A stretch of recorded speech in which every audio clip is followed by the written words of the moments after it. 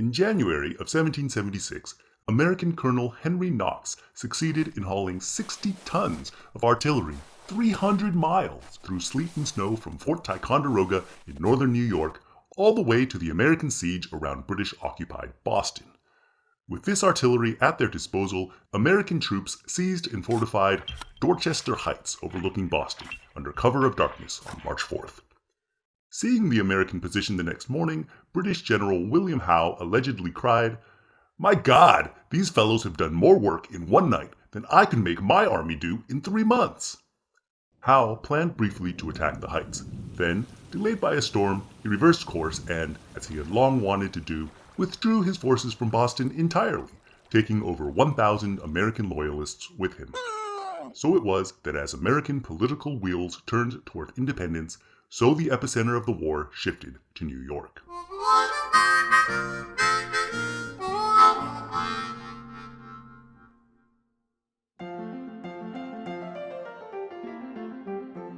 In 1776, New York was not yet, with apologies to Broadway's Schuyler Sisters, the greatest city in the world. That honor would likely have gone to London, whose population of around 750,000 dwarfed New York's 20,000. All the same, New York Harbor provided clear strategic value to the powerful Royal Navy. After all, control of the Hudson River would effectively divide their enemy in two, isolating New England from the rest of the fledgling United States. Understanding that, General George Washington moved his troops to Manhattan in April of 1776.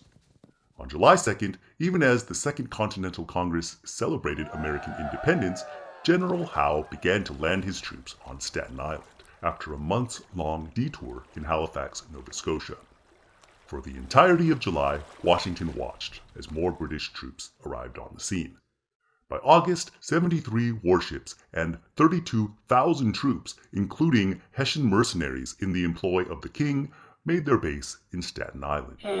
Washington, certain an attack would come, but uncertain where, reluctantly divided his troops between Manhattan and Brooklyn Heights on Long Island, with the majority remaining in Manhattan. On August 21st, a thunderstorm killed 10 soldiers camped on Brooklyn Heights.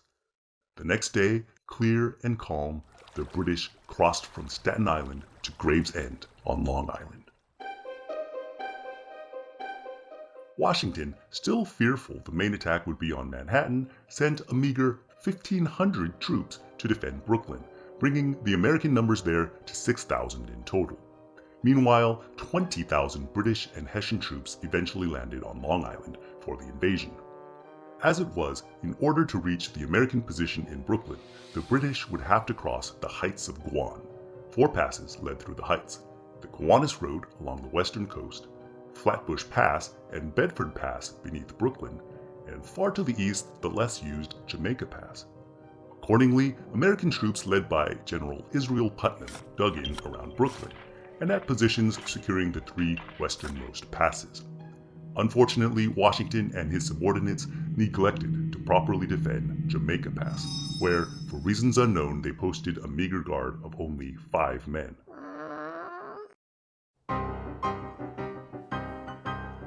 Howe finally moved after nightfall on August 26th, 5 days after landing. Led by loyalist farmers, General Henry Clinton's vanguard marched secretly to Jamaica Pass, where, around 3 a.m., they seized the 5-man American Guard. Around the same time, back at the Gowanus Road, British General James Grant instigated diversionary skirmishes against Americans led by General William Alexander, also known as Lord Stirling, while Hessian artillery under General Leopold Philipp von Heister bombarded the Americans at Flatbush Pass under General John Sullivan. By 9 a.m., the trap was set. 10,000 British troops had made it behind the American lines. Signaling their arrival to von Heister via cannon fire, they attacked Sullivan from the rear, while the Hessians attacked from the front. The Americans collapsed, suffering heavy casualties. Sullivan was captured as his men retreated. By 11 o'clock, after an entire morning of fighting back at the Gowanus Road, Stirling likewise found himself surrounded. He ordered his men to retreat to Brooklyn through the Gowanus Creek, staying himself with about 250 Marylanders led by Major Mordecai Gist to cover their retreat. These few brave men attacked the British no less than 5 times. The next morning, only 10 of the so-called Maryland 400 would arrive back at camp, with Gist among the survivors and Stirling himself surrendering to the Hessians. Watching their attacks from horseback, Washington allegedly cried, "Good God, what brave fellows I must this day lose." The fighting was all finished by noon.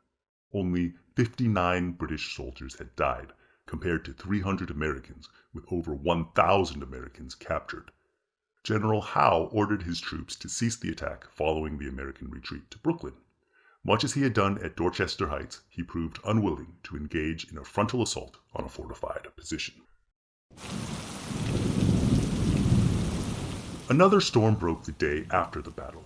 Washington, realizing the direness of his situation, ordered every flat-bottomed boat sent to the East River north of Brooklyn and called for a full evacuation back to Manhattan. Covered by darkness and fog, and with their campfires in Brooklyn still burning, the Americans disappeared in the dead of night on the 29th and into the morning of the 30th. In the end, 9,500 men, along with provisions, horses, and even most of their artillery, made it safely across the river. Alas, all this would serve as prelude to a disastrous autumn for the Americans. By Christmas, they would lose both Fort Washington and Fort Lee, and thus control of the Hudson, even as soldiers deserted in droves and the enlistments of thousands of men expired. Meanwhile, 2 weeks after the American evacuation of Long Island, Howe finally landed his men at Kips Bay on Manhattan. Overmatched, the Americans retreated to Harlem. At Harlem Heights, they won a small but unexpected victory, though it cost them the life of Colonel Thomas Knowlton of Bunker Hill fame. From Harlem, Washington fell back to White Plains, Peekskill, and across the Hudson into New Jersey. Following the abandonment of Fort Lee, Washington fled British pursuit to Newark, New Brunswick, Trenton, and finally across the Delaware River in early December. Thankfully for the Americans, it would not be the last time he crossed it.